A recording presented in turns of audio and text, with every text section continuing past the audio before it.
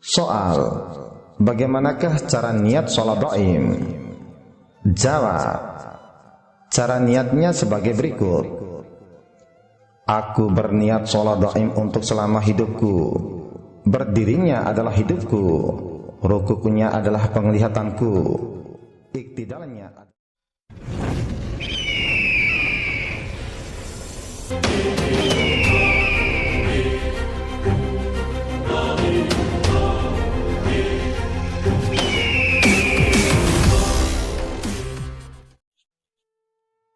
Bismillahirrahmanirrahim. Assalamualaikum warahmatullahi wabarakatuh.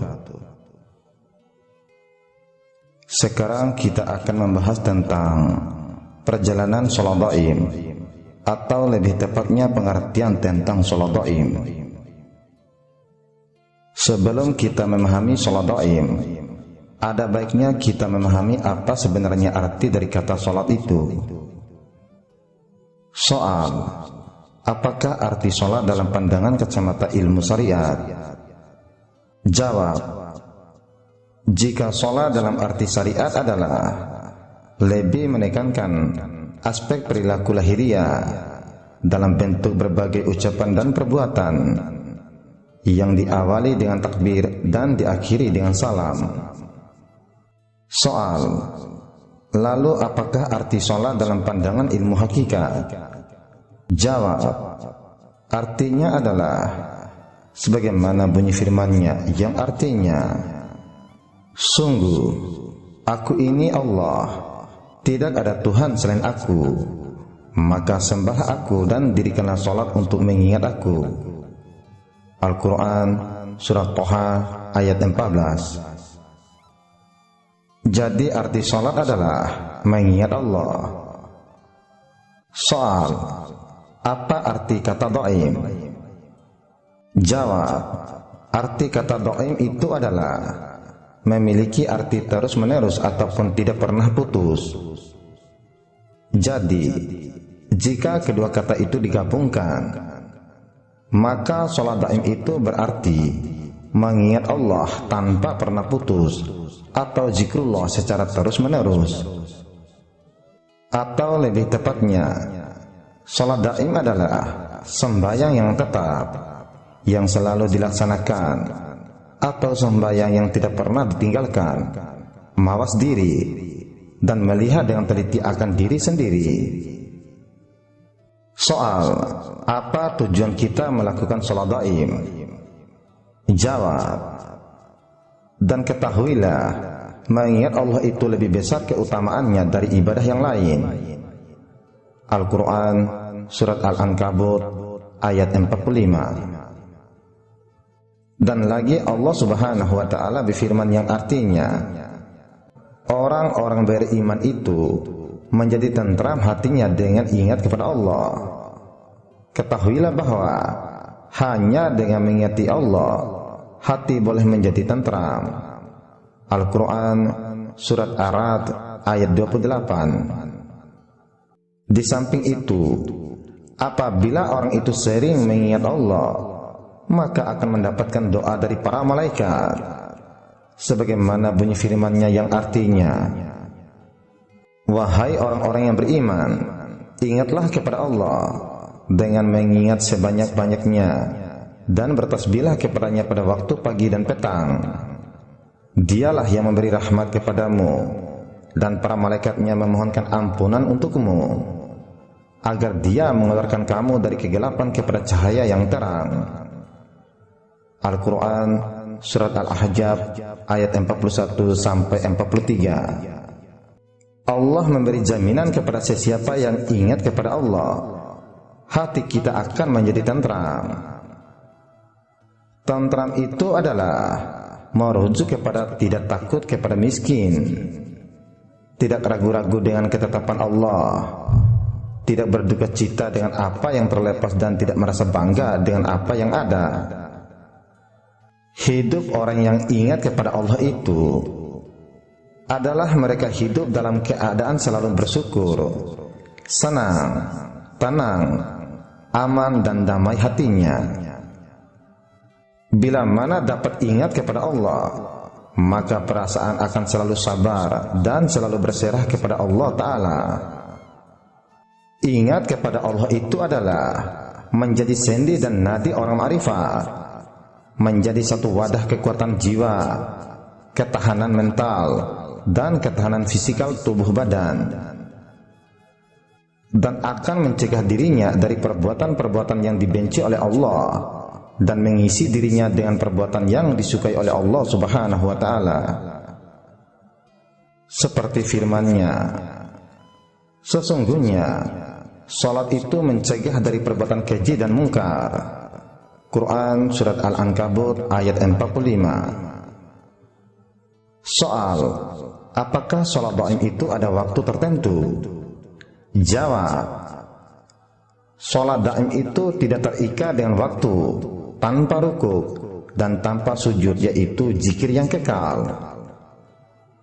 Seperti firman-Nya, yaitu orang-orang yang mengingat Allah sambil berdiri, duduk, atau dalam keadaan berbaring. Quran Surat Ali Imran ayat 191. Yang mereka itu tetap mengerjakan salatnya. Al-Quran Surat Al-Ma'arij ayat 23. Itulah salat dhaim, yakni salat yang sejati. Dia tanpa diantar waktu, tidak mempunyai hitungan rakaat. Mereka ini bisa disebut salat sambil bekerja, melakukan pekerjaan sambil salat, duduk dengan berdiri, berdiri dengan duduk, lari dengan berhenti, membisu dengan bercerita, berpergian dengan tidur, tidur dengan jaga. Seperti itulah ibaratnya. Sebab hakikat dari salat dhaim adalah tanpa sujud dan rukuk, yakni hanya berada dalam rasa hidup, yakni memelihara ingatan kepada Tuhan. Dalam pandangan umum adalah memelihara zikir baik lisan, pikiran, dan hati di setiap saat. Seperti firman-Nya, dan orang-orang yang memelihara salatnya. Quran Surat Al-Ma'arij ayat 34. Salat yang demikianlah yang akan menuntut pelakunya untuk menghadapkan sepenuh hatinya kepada Allah Subhanahu wa Ta'ala, dan dapat menumbuhkan rasa hormat, segan, dan takut, serta kagum akan kebesaran, keagungan, dan kekuasaannya. Itulah sebagian dari fungsi dan keutamaan tujuan orang melakukan salat dhaim. Soal, bagaimanakah cara niat salat dhaim? Jawab, cara niatnya sebagai berikut. Aku berniat salat dhaim untuk selama hidupku. Berdirinya adalah hidupku, rukukunya adalah penglihatanku, iktidalnya adalah pendengaranku, sujudnya adalah penciumanku, bacaan ayat adalah ucapanku, duduknya adalah imanku, pujiannya adalah keluar masuknya nafasku, zikirnya adalah ingatanku, kiblatnya adalah renunganku, fardu menjalankan yang wajib lantaran kodratnya sendiri. Di situ lalu pasrah kepada zat rahasia hidup kita pribadi. Jangan ragu-ragu lagi, karena yang demikian itu telah berdiri zat, sifat, dan perbuatan kita ini sudah menjadi Al-Quran sejati sebagai tanda hakikat semua salat. Soal, lalu di manakah letak rahasia 30 juz di dalam Al-Quran? Jawab, rahasianya berada di sini. Yang pertama, di dalam sulbi maul hayat, mesrahkan turun nafasmu ke sulbi.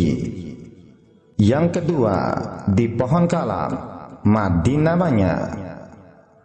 Yang ketiga, di pucuk kalam, mani namanya. Yang keempat, keluar kalam, manikam, jalil jalallah nama asli bayi. Yang kelima, mulai masuk, nutfah namanya. Yang keenam, umur 1 bulan, huruf nabati atau jalallah namanya. Yang ketujuh, umur 3 bulan, huruf jasmani namanya. Yang kedelapan, umur 5 bulan, huruf nafsani namanya. Yang kesembilan, umur 7 bulan, huruf rohani namanya. Yang kesepuluh, umur 9 bulan, huruf idofi hak-hak, memuji dirinya, Rabbun.